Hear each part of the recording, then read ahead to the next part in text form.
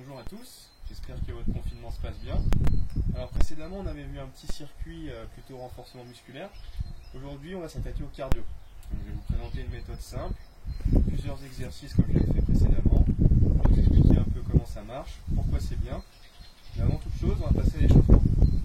Alors l'échauffement tout simple, d'abord un plus général pour faire monter la température.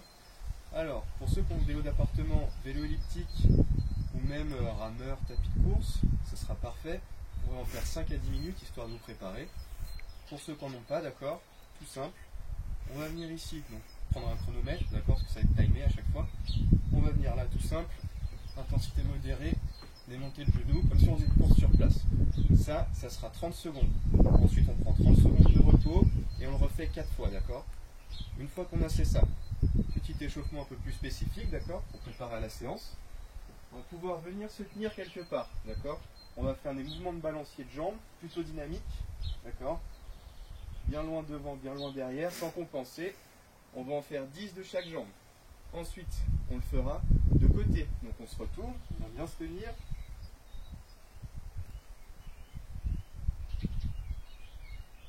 Pareil, 10 de chaque jambe, d'accord. Ensuite, on va pouvoir venir faire une dizaine de squats, plutôt dynamiques, d'accord.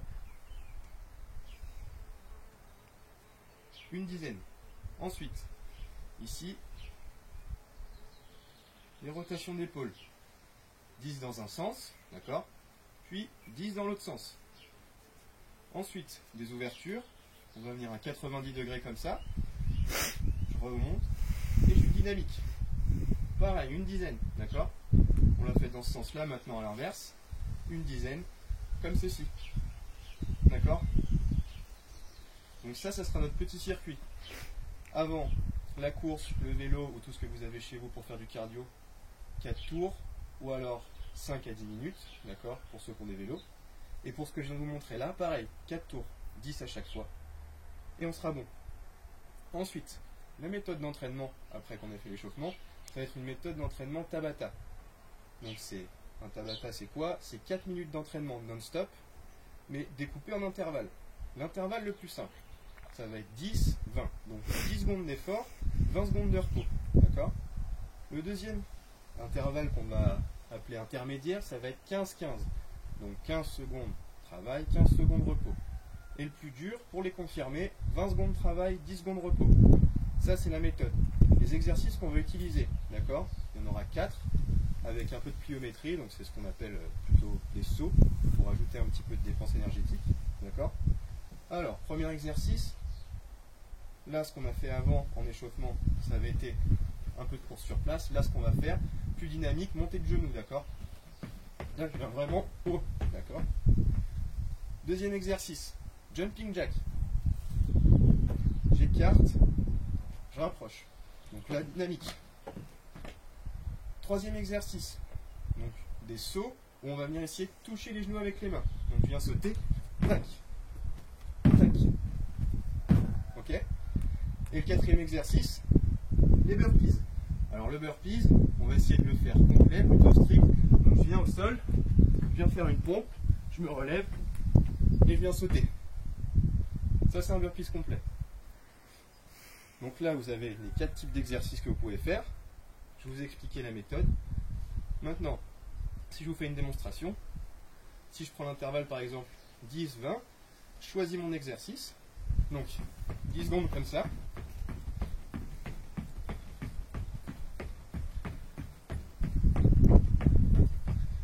Je prends mes 20 secondes de repos. Ok. Donc j'attends. On va voir que là 20 secondes sont passées. Et je repars sur 10 secondes. Ensuite, 20 secondes de repos. Et ça, jusqu'à 4 minutes non-stop, d'accord. Donc le but du jeu, ça va être de mettre le plus d'intensité possible, d'accord. Plus on va être intense, plus on va dépenser d'énergie, plus on va bosser le cardio et plus ça sera intéressant, d'accord. Pour les débutants, c'est aussi accessible. Donc vous pouvez prendre un intervalle un petit peu plus court que je viens de faire, un 10-20, d'accord. Mais plutôt que de mettre une intensité vraiment élevée, on va être plutôt dans le contrôle, d'accord. Pour ceux qui veulent simplement garder la forme ou se dégourdir les jambes, ou au moins tester cette méthode, mais qui pensent ne pas avoir le niveau. D'accord ? Pour les gens confirmés, par contre, là, il n'y a pas de souci, vous envoyez tout ce que vous pouvez.